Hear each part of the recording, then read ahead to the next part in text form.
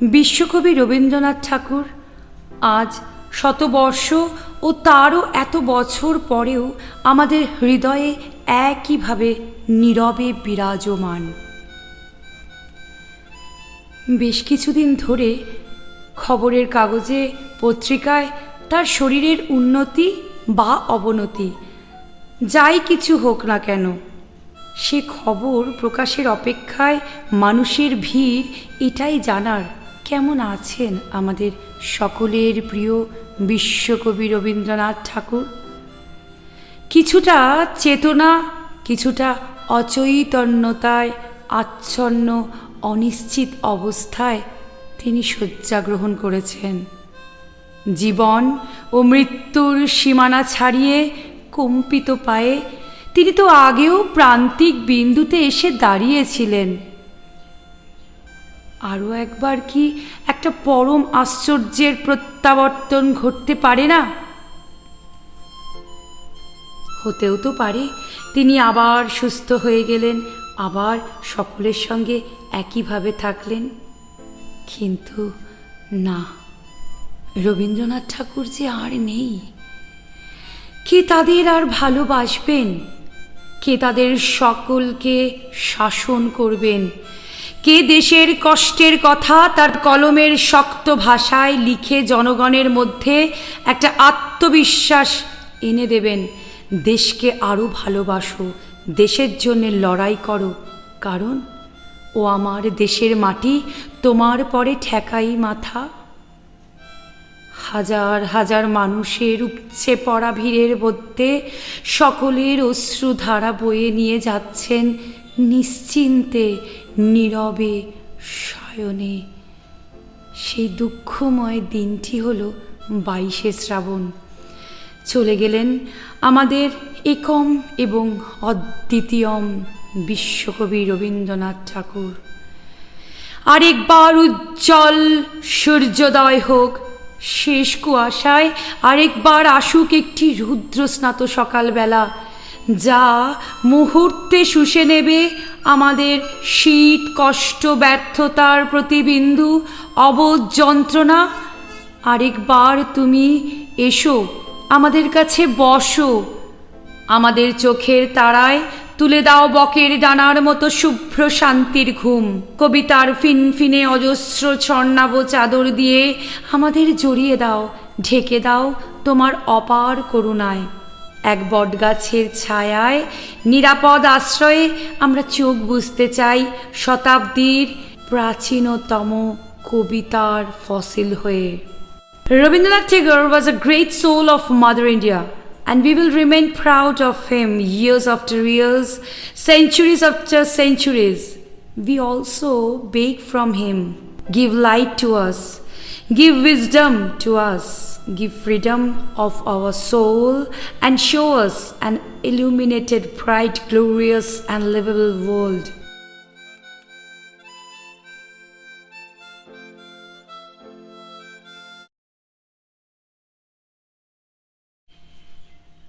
চরণ ধরিতে দিও গো আমারে, নিও না, নিও না সরায়। জীবন মরণ সুখ দুঃখ দিয়ে বক্ষে ধরিব জরায়ে। চরণ ধরিতে দিও গো আমারে, নিও না, নিও না সরায়। দিনটা ছিল 1941 সনের 7ই অগস্ট, বাংলায় 22শে শ্রাবণ। মরিতে চাহি না আমি সুন্দর ভুবনে, মানবের মাঝে আমি বাঁচিবারে চাই।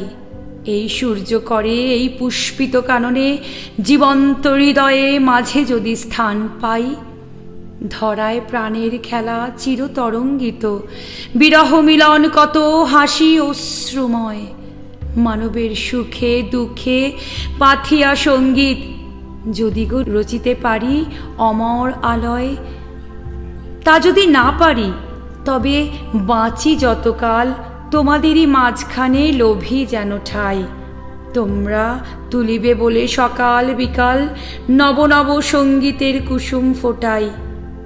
হাসি মুখে নিয়ে ফুল তারপরে হায়, ফেলে দিও ফুল যদি সে ফুল শুকায়। Tagore in his lifetime revealed that yes, he also could not be stopped by sorrow, could not be bent by the fire of grief, could not be polluted by anything, could not be blown away at any circumstances.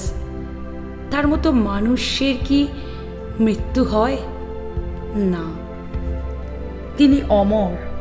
এই 22শে শ্রাবণ দিনটিকে আমরা তার পুনর্জন্মদিন হিসেবে কি ভাবতে পারি না? অবশ্যই পারি। আছে দুঃখ, আছে মৃত্যু, বিরহ দহনও লাগে, তবুও শান্তি, তবু আনন্দ, তবু অনন্ত জাগে। We generally talk about his glory, his poetry, his song, his Nobel Prize, grateful jobs and so on. We seldom know about the pain and grief he had to bear throughout the life. Great philosopher La Fontaine told once, the road to glory is not strewn with the flowers.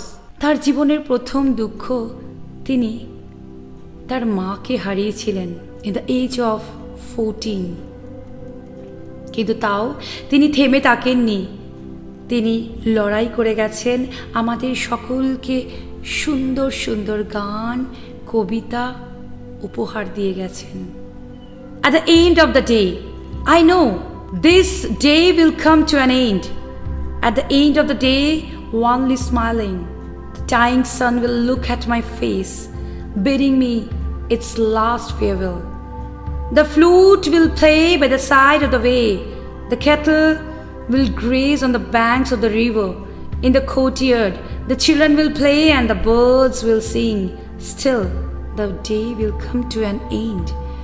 To you I only pray, before I go let me know, looking at the sky, why Mother Earth so green gave me a call, why the silence of the night told me the stories of the stars, why the lights of the day raised waves in my mind. This is what I pray. When on this earth the game of my life will over, in a harmony may I stop my song, may I fill with fruits and flowers the trees of the seasons, may I see you in the light of my life and give you my garland when I shall end my days on this earth.